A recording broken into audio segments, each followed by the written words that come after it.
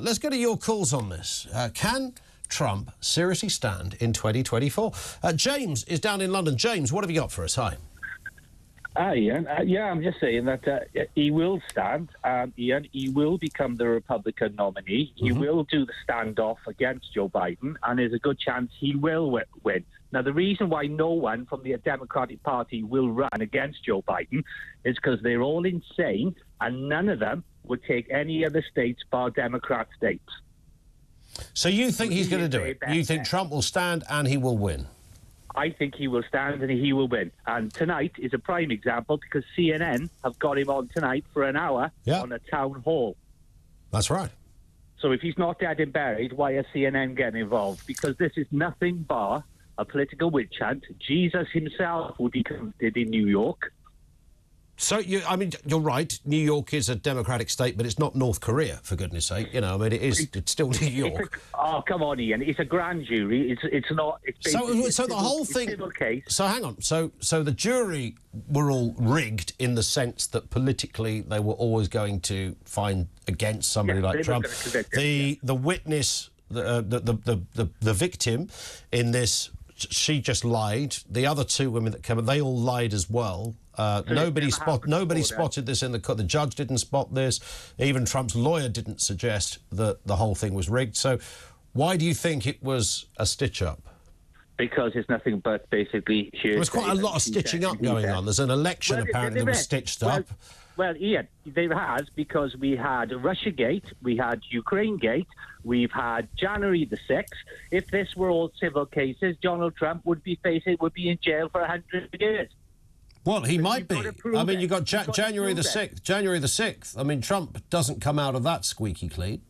But he wasn't. He wasn't basically impeached on it because the media and the politicians were basically framing him in little bits and editing what was actually said. And when he was actually played in full. Well, he encouraged his supporters to get down there on that day. You know what to do. And demonstrate peacefully. Well, hang on. No, that's not quite what was said. No, he did. Yeah. He did. I've heard all. He said that later. Let them hear your He said that later. Peacefully. Demonstrate peacefully. But his first instruction was, you know what to do. Get down there. But it is the president shouldn't be going anywhere near that kind of language. Why? When there's a potential of a riot situation, because it was already a stoked-up belief that the election was fixed by some people in certain parts of the Trump voter base. And people have the right to question an election, just like they did in 2020. You can question an election, but I mean, it would be kind of, Trump was out there already saying it was rigged, even though, he was on tape telling people to go and count again and find votes if you can. And so they rigged an election against him. Had every right to do. They rigged an election against him. They've rigged 2 court cases against him so far. I mean, there's a lot of rigging. I mean, you couldn't get this commissioned by Netflix because they'd say it was too unbelievable. Ian. Alan Dershowitz, who is the Professor Emeritus of Harvard University, says the case against him by the New York prosecutor is a nothing burger. Yeah, and indeed, there may be some of that. There may be some of that. Emeritus. So if you know more than Alan Dershowitz, who says this is nothing... Well, he wasn't talking about this case. He was talking about the previous case. About the previous case. Correct. Right, and this is... but I'm not disputing that. Indeed, it is a civil case, and the jury could have found that, in all probability, they found that he didn't rape this woman. They could have found that, in all probability, he didn't even sexually assault her, but they went the other way and found that he probably did. We know that he self-confessed as a sex offender. So, given all of that, what would he have to do, James, for you to say he can't be president? Well, he'd have to do something and be proven to have done something criminal. Well, what about saying he grabs women by the genitals? Which was a private conversation overheard, which he apologised for later on. Which, by the way, I'm not sure he did, but nonetheless, whether it was private or not doesn't make it any better, does it? Yeah, this was dropped by the Democrat Party on the Thursday night.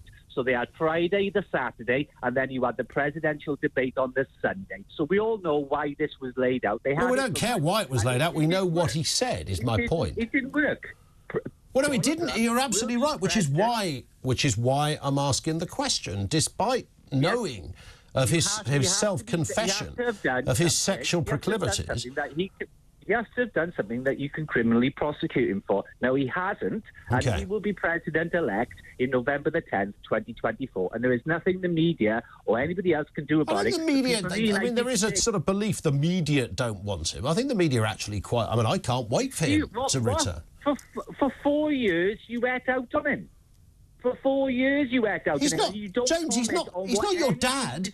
He's a president of a foreign country. Why could I not have a view that's not favourable to him? I don't like Macron either. I've never heard you call me and tell me that I shouldn't be having a pop at Macron.